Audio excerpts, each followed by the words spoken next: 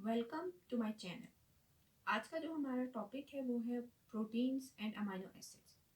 Topic को start करने से पहले आप मेरे चैनल को सब्सक्राइब कर दें और बेल आइकन के बटन को प्रेस कर दें ताकि इस तरह की इंफॉर्मेटिव वीडियोस आप लोगों को मिलती रहें। तो हम अपना लेक्चर स्टार्ट करते हैं। Proteins and amino acids. Proteins actually क्या है कि प्रोटीन्स का जो वर्ड है, जो बेस है, वो ड्राइव हुई है ग्रीक वर्ड प्रोटियस से, जिसका मतलब है होल्डिंग फर्स्ट प्लेस। इसको हम होल्डिंग फर्स्ट प्लेस इसलिए कहते हैं क्योंकि जो है हमारी बॉडी में काफ़ी जो है इनके स्ट्रक्चरल फंक्शंस हैं। मीन्स ये स्ट्रक्चर्स को डेवलप करते हैं और वहाँ पे जो है इनकी स्ट्रक्चर की बेस बनाते हैं, इसलिए जो हम इसे कहते हैं होल्डिंग फर्स्ट प्लेस। अब अगर जब हम इसके प्रोटीन्स के फंक्शंस जो हैं आगे जाके पढ़ेंगे तो हमें इसका मतलब जो है और भी ज़्यादा क्लियर हो जाएगा कि हम इसे होल्डिंग फर्स्ट प्लेस क्यों कहते हैं। अगर हम डेफिनेशन की बात करें प्रोटीन्स की, तो वो हमारे पास दो तरह आती है। एक जो शॉर्ट डेफिनेशन है वो ये है कि polymers of amino acids. Proteins जो हैं वो अमीनो एसिड्स के पॉलीमर्स होते हैं। पॉली मीन्स मैनी, मीन्स बहुत सारे अमीनो एसिड्स मिलकर प्रोटीन्स बनाते हैं। ये अमीनो एसिड्स 2 भी हो सकते हैं, 3 भी हो सकते हैं, 10 भी हो सकते हैं, या बहुत ज़्यादा भी हो सकते हैं। मीन्स बहुत सारे अमीनो एसिड्स जब मिलते हैं तो वो एक स्ट्रक्चर बनाते हैं जिसे हम कहते हैं प्रोटीन्स। और ये प्रोटीन्स जो है डिफरेंट फंक्शन परफॉर्म करते हैं। फिर अगर हम बुकिश डेफिनेशन जो है वो पढ़ते हैं, बुकिश डेफिनेशन प्रोटीन्स की, तो वो हमारे पास क्या है? Nitrogenous colloidal substances made up of amino acid residues joint together by peptide linkage. ये हमारे पास एक बुकिश डेफिनेशन है जिसमें जो है नाइट्रोजीनियस जो सब्सटेंसेस हैं, कोलाइड्स मीन्स बड़े नाइट्रोजीनियस कंपाउंड्स जो हैं, जो अमीनो एसिड से बने हुए हैं, उसके या रेजिड्यूज से बने हुए हैं, वो आपस में लिंक्ड होते हैं पेप्टाइड लिंकेज के थ्रू। और ये सारा जो लिंकेज है या जितना भी है, हमने अगर प्रोटीन्स के स्ट्रक्चर्स को समझना है तो उसके लिए जो मेनली हमें एक चीज़ समझ में आनी चाहिए सबसे पहले, वो है हमारे पास अमीनो एसिड्स। तो हम लेक्चर को सबसे पहले जो है अमीनो एसिड से स्टार्ट करेंगे, देन हम दोबारा जो है प्रोटीन्स की तरफ आएंगे कि अमीनो एसिड्स जो हैं वो हैं क्या, उनका स्ट्रक्चर क्या है, उनके फंक्शंस क्या हैं, और कौन कौन से अमीनो एसिड्स जो हैं हमारी बॉडी में मेजर प्रोटीन्स बना रहे हैं। तो अब हमारे पास आता है अमीनो एसिड्स। अमीनो एसिड्स जो है वो हमारे पास क्या है? ऑर्गेनिक कंपाउंड्स हैं कंटेनिंग कार्बोक्सिलिक ग्रुप। इसमें जो है एक हमारे पास होता है कार्बोक्सिलिक ग्रुप जो यहाँ पर है, सेकेंड एंड अमीनो ग्रुप, ये अमीनो ग्रुप यहाँ पर अटैच है with a specific side chain या with a side chain specific for each amino acid. ये हमारे पास जो है वो साइड चेन है जो स्पेसिफिक है हर अमीनो एसिड के लिए। तो ये जो है हमारे पास अमीनो एसिड का बेसिक स्ट्रक्चर है, जिसमें हमारे पास क्या है कि इसके पास एक बेसिक ग्रुप है, एक एसिडिक ग्रुप है, जिसकी वजह से हम इसे कहते हैं एम्फोटेरिक कंपाउंड्स होते हैं अमीनो एसिड्स। बेसिक ग्रुप कौन सा है इसमें? अमीनो ग्रुप है NH2, और जो एसिडिक ग्रुप है इसमें वो है कार्बोक्सिलिक ग्रुप। और हर अमीनो एसिड एक दूसरे से किस तरह से डिफरेंट है, उस पर जो स्ट्रक्चर अटैच है अमीनो एसिड का, वो जो ये R ग्रुप है हमारे पास यहाँ पे जो ये शो हो रहा है R, ये जो है डिटरमाइन करता है अमीनो एसिड के कैरेक्टरिस्टिक को और फंक्शंस को। हर अमीनो एसिड दूसरे अमीनो एसिड से डिफरेंट फंक्शंस रखता है और जो है डिफरेंट उसके करेक्टर्स होते हैं, और वो करेक्टर्स जो हैं वो किसकी बेसिस पर होते हैं? जिस तरह की साइड चेन उसके साथ अटैच होगी उसी हिसाब से उसके फंक्शंस हैं कि आइदर वो जो है स्ट्रक्चरल फंक्शन कर रहा है, आइदर वो जो है डायनामिक फंक्शंस शो कर रहा है, या फिर वो स्पेशल फंक्शंस शो कर रहा है। और ये हमारे पास हो गया इसका स्ट्रक्चर या डेफिनेशन अमीनो एसिड्स की।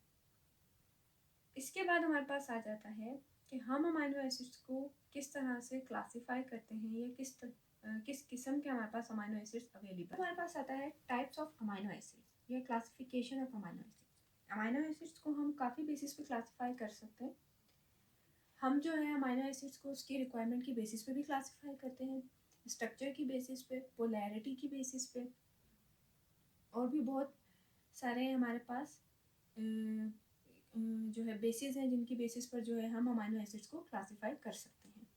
यहाँ पे जो हम बेसिकली अमाइनो एसिड्स को क्लासिफाई करते हैं समझने के लिए या याद रखने के लिए, वो है on the basis of requirements. अब रिक्वायरमेंट की बेसिस पे जो है हमारे पास जो अमाइनो एसिड्स हैं वो दो चीज़ों में क्लासिफाई होते हैं। एक है हमारे पास प्रोटीन फॉर्मिंग अमाइनो एसिड्स, और दूसरा है हमारे पास non protein forming amino acids. Protein forming को जो है हम स्टैंडर्ड अमाइनो एसिड्स भी कहते हैं, जबकि नॉन प्रोटीन फॉर्मिंग को हम नॉन स्टैंडर्ड अमाइनो एसिड्स भी कहते हैं। प्रोटीन फॉर्मिंग एक्चुअली जो है हमारे पास अमाइनो एसिड्स वो अप टू 300 जो है वो आइडेंटिफाइड है, लेकिन जो प्रोटीन के स्ट्रक्चर्स में इन्वॉल्व हैं वो बेसिकली जो इन्वॉल्व हैं वो है हमारे पास 20। ठीक है, जो 20 अमाइनो एसिड्स हैं वो हमारे पास इन्वॉल्व हैं प्रोटीन को बनाने में, या प्रोटीन के किसी भी स्ट्रक्चर्स में या उसके फंक्शंस में जो है वो इन्वॉल्व हैं। तो हमने प्रोटीन फॉर्मिंग जो है हमारे पास उसमें जो है उसको भी हमने दो कैटेगरीज में क्लासिफाई किया है, essential amino acids and non essential amino acids.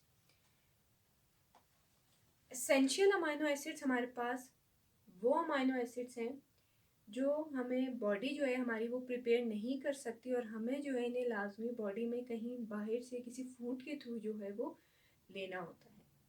अगर इनकी अमाउंट कम हो जाए तो हमारे अंदर काफ़ी डिजीज़ या बहुत सारी प्रॉब्लम्स अकर हो सकती हैं। ये एसेंशियल अमाइनो एसिड्स जो है हमने इन्हें फूड में इनटेक में जो है अपने फूड इनटेक में जो है वो शामिल करना है। ये भी हमारे पास 10 हैं। फिर जो नॉन एसेंशियल अमाइनो एसिड्स हैं वो भी 10 हैं। नॉन एसेंशियल अमाइनो एसिड्स वो अमाइनो एसिड्स हैं जिन्हें हमें हमारी बॉडी खुद भी प्रिपेयर कर सकती है। हम इन्हें बाहर से भी ले सकते हैं, फूड से भी, लेकिन हमारी बॉडी के अंदर ये कैपेबिलिटी होती है कि इन अमाइनो एसिड्स को वो खुद भी प्रिपेयर कर सकती है। एसेंशियल अमाइनो एसिड्स में जो है हमारे पास दो अमाइनो एसिड ऐसे हैं जो सेमी एसेंशियल कहलाते हैं, जिसमें हमारे पास आता है arginine and histidine.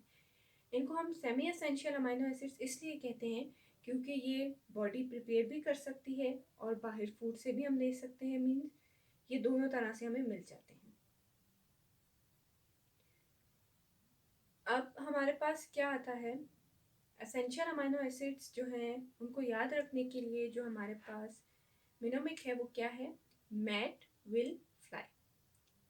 Mat will fly means M for methionine, A for arginine, T for threonine, then again T, tryptophan, will, valine, I for isoleucine, L for leucine, then जो 3 words हैं वो है fly.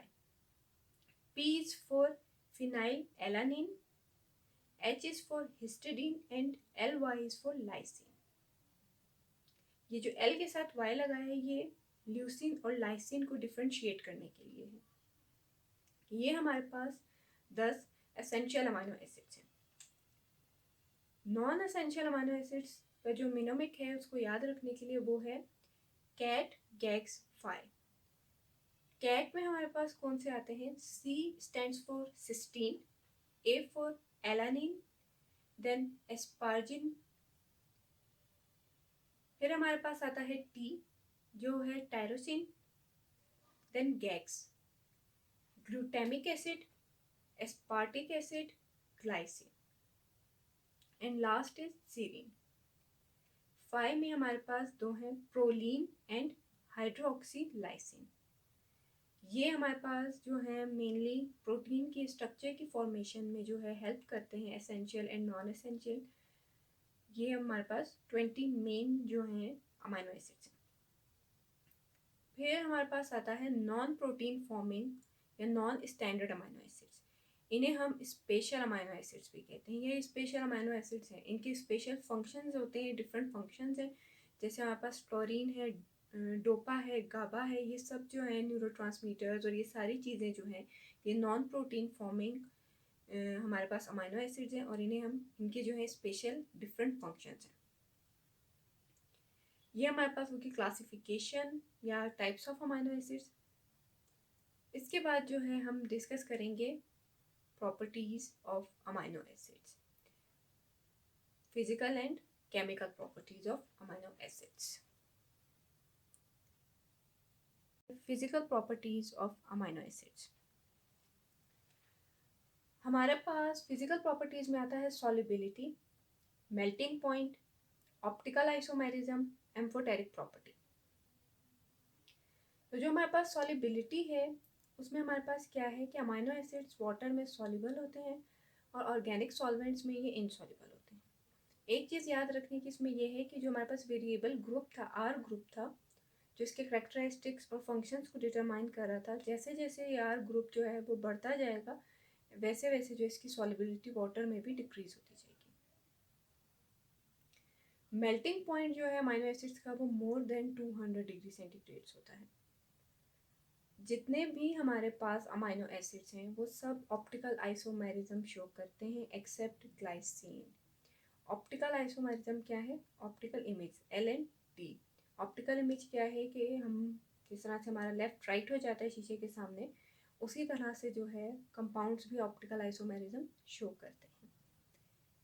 एक तरफ हमने draw किया है L amino acids और एक तरफ हमने ड्रॉ किया है D अमाइनो एसिड्स। इनकी पहचान किस तरह से? L पे जो अमाइन ग्रुप है वो लेफ्ट साइड पर है, जबकि D अमाइनो एसिड्स जो हैं वो है हमारे पास अमाइन ग्रुप राइट साइड पर है। तो ये हमारे पास ऑप्टिकल आइसोमेरिज्म है। एक और चीज़ कि ग्लाइसिन क्यों नहीं शो करता ऑप्टिकल आइसोमेरिज्म, वो ऑप्टिकल आइसोमेरिज्म इसलिए शो नहीं करता क्योंकि जो आर ग्रुप जहाँ पे हमारे पास वेरिएबल अटैच होना है वहाँ पे एक हाइड्रोजन सिर्फ अटैच होता है, कोई बड़ा ग्रुप वहाँ पे अटैच नहीं है, कुछ नहीं है। इस वजह से जो है, क्योंकि वहाँ पे जस्ट एक हाइड्रोजन अटैच है, जस्ट इस वजह से जो है ग्लाइसिन ऑप्टिकल आइसोमेरिज्म शो नहीं करता। फोर्थ जो हमारे पास फिजिकल प्रॉपर्टी है वो है एम्फोटेरिक प्रॉपर्टी। एम्फोटेरिक प्रॉपर्टी क्या है कि एक कंपाउंड जो है वो एसिड के तौर पे भी एक्ट कर सकता हो और बेस के तौर पे भी एक्ट कर सकता हो। तो जब भी हम वाटर में डिज़ोल्व करते हैं अपने अमाइनो एसिड को, तो वो जो है ज्विटर आयन बनाता है। ज्विटर आयन जो है वो आयन है जिसके अंदर ये कैपेबिलिटी होती है कि वो एसिड की तरह भी एक्ट कर सकता है और बेस की तरह भी एक्ट कर सकता है। और जो इस कंपाउंड के अंदर ये प्रॉपर्टी हो उनको हम एम्फोलाइट्स कहते हैं और इस प्रॉपर्टी को हम एम्फोटेरिक प्रॉपर्टी कहते हैं। तो इसमें हमारे पास क्या है कि आयंस जनरेट हो जाते हैं। कार्बोक्सिलिक एसिड का जो हाइड्रोजन ग्रुप है वो ऑटोमेटिकली जब भी हम इसे डिसॉल्व करेंगे वाटर में वो ऑटोमेटिकली अमाइन ग्रुप की तरफ अट्रैक्ट हो जाता है वो हाइड्रोजन और ज्विटर आयन बन जाता है। अब ये जो अमाइन ग्रुप है ये एसिड की तरह भी एक्ट करेगा, जो भी अमाइनो एसिड है, और ये बेस की तरह भी एक्ट कर सकता है। डिपेंड करता है कंडीशन पे कि अब हमने इसे कौन सी कंडीशन प्रोवाइड की है, एसिडिक प्रोवाइड की है या बेसिक प्रोवाइड की है। फिर इसको समझने के लिए जो एम्फोटेरिक प्रॉपर्टी है उसमें क्या है, एक आइसोइलेक्ट्रिक पीएच का कॉन्सेप्ट आता है। आइसोइलेक्ट्रिक पीएच ये है वो पीएच जिसमें अमाइनो एसिड के ऊपर कोई चार्ज ना हो, उस पीएच को हम कहते हैं आइसोइलेक्ट्रिक पीएच। हर अमाइनो एसिड की आइसोइलेक्ट्रिक पीएच जो है वो दूसरे से डिफरेंट होती है।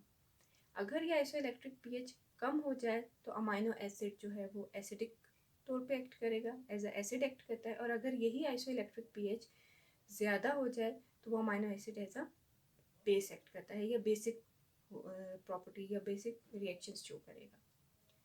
तो ये हो गया हमारे पास इसकी physical properties, general physical properties हैं ओवरऑल तमाम अमीनो एसिड्स की।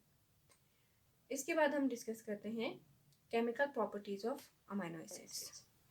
इसमें जो है हमारे पास दो कैटेगरीज हैं, वो रिएक्शंस जो कार्बोक्सिलिक ग्रुप की वजह से होते हैं और वो रिएक्शंस जो अमाइन ग्रुप की वजह से होते हैं।